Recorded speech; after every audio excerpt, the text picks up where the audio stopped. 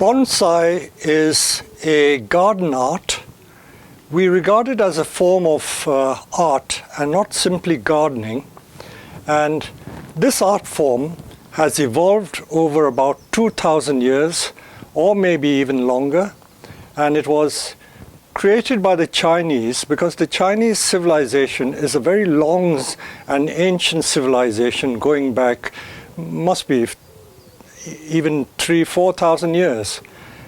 The Chinese culture has always been interested in plants and flowers. They have cultivated flowers, they have bred and developed garden flowers for thousands of years. Even today, most of the garden plants in the Western world, those with the names Sinensis and Chinensis, are all from China, and they were brought by the plant hunters from Europe when they went over to China in the late 17th and then the 18th centuries, and they brought the plants back to Europe. And bonsai, of course, derives from that long tradition of the Chinese interest in horticulture. The Chinese have always been interested in ceramics as well, making pottery. And because the ceramics was not just making ornamental pots, the Chinese also made flower pots. And when the two came together, ceramic flower pots and growing plants in pots, that evolved into the bonsai art form that we know it today. But bonsai is not just about growing plants in pots. It's about growing artistic plants in pots. So the bonsai plants have an artistic form.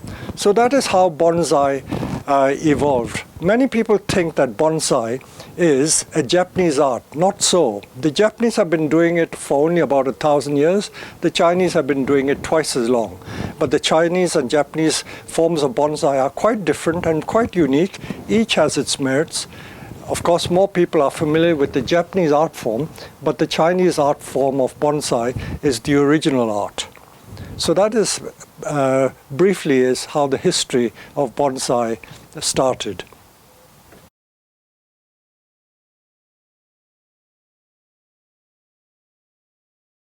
When did you first start getting involved with bonsai? I started making bonsai or experimenting with bonsai in 1967, and that was when I came to England. I came to England in 1963. My grandfather, and in fact my family, are pure ethnic Chinese, but like many of the Chinese of those days, they made their fortune by going abroad. China at that time was a very troubled country, and there was a lot of poverty in China. So the Chinese who were enterprising went all over the world. They went to India, they went to Malaysia, Singapore, they went even to South America. America, of course, they built the railways. And so the Chinese diaspora went all over the world. So my grandfather went to India, and I was born in India. My father was born there, and I had all my education in India. But sadly, in 1962 and 63, just after I had graduated from the university there, there was an India-China border war. And during that war, all the Chinese people were put in prison camps because they were regarded as foreign enemies. But luckily, I escaped. I didn't get caught and put in prison camp, but I left and went back to Hong Kong because that is where my mother came from. But I didn't fit into Hong Kong because I could hardly speak Chinese. I could speak more Indian languages than I could speak Chinese. So I decided to come to England. And in England, I married, and when I got married in '67, our first home was a balcony flat. It had a huge balcony, and everything I grew in that apartment had to be grown in flower pots. I was also making ceramics at that time. And while making ceramics, I decided to make some bonsai pots to put the small plants in. And that's how I experimented with plants to make bonsai. In the late 60s, there was very little information about bonsai. So all I did about bonsai was look at picture books and copy the shapes of trees and copy the shapes of the flower pots and did it myself.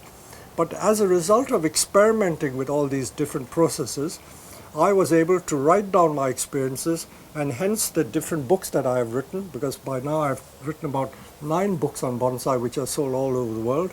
And those were the experiments that I did, which were translated into the bonsai techniques which I propagate. So that is how I became involved with bonsai. But running the bonsai business was never my intention. I came to England as a professional electrical engineer, and I worked in the electricity industry for about 10 or 11 years. And then I worked in the government as the energy policy advisor. And I did all those sort of jobs. But I got dissatisfied with it, and I decided to turn my hobby of bonsai into a business.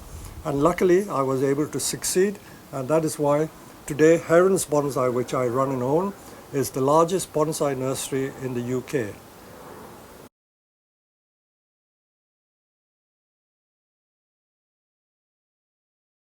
With your work changed in the past years? Bonsai was always a consuming passion. Because it was a hobby, it is that all-consuming passion where whatever interest you have, whether it is football, dance, or cycling, any form of pastime, or even music, when it becomes a passion, it becomes part of your life. So it takes over your life. And I think I remember writing in one of my books, you eat, sleep, think and dream of bonsai. Everything revolves around bonsai. So that is what we call all-consuming passion. So that is what bonsai was since my hobby days. And even when I started the business, it was always a challenge to become the best and to create a lot of bonsai which people will enjoy and admire. And to this very day, although I'm now 79 years old, I still enjoy doing bonsai because I still love it, even though it is a business.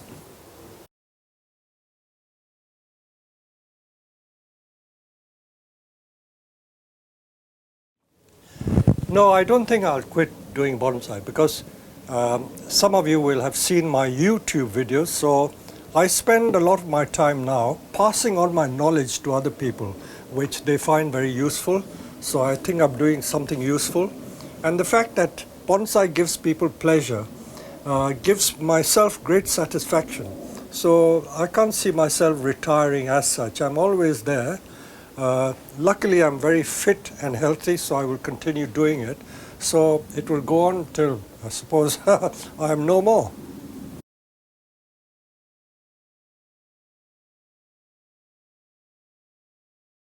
To cultivate bonsai?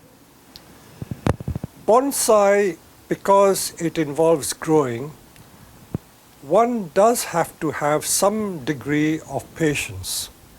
And developing patience is an important aspect of bonsai, but it is all relative because I can create a very good bonsai maybe in 2 or even 5 years, so that's not very long to wait.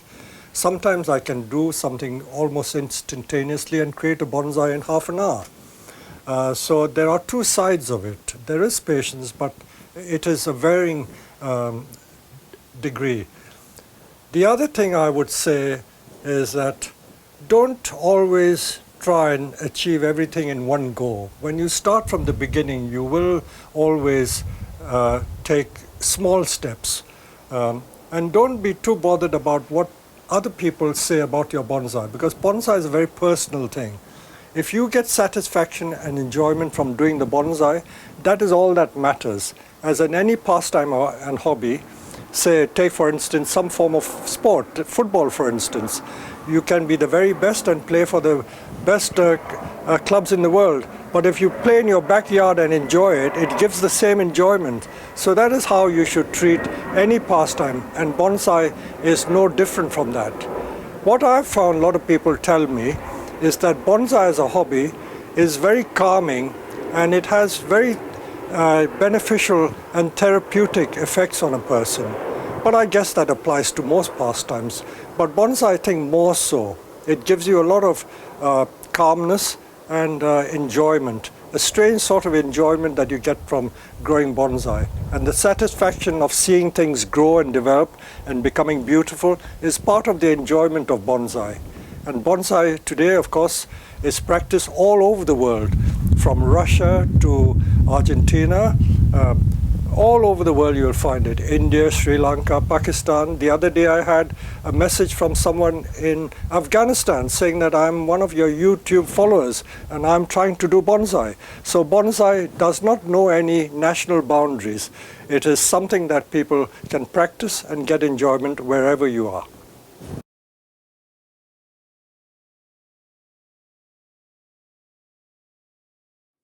What is it that you enjoy the most about creating?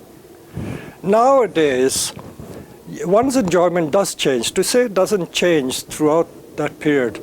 So I've been doing it almost 50 years, from 67 to 2019 is a long time. So the initial interest in bonsai is of great excitement. You know, you get a lot of excitement, vibrant excitement when you first start doing it, and when you buy your first beautiful imported tree that gives you a strange sort of pleasure. Now I have hundreds of these very nice trees. My main enjoyment in bonsai now is to pass on my knowledge.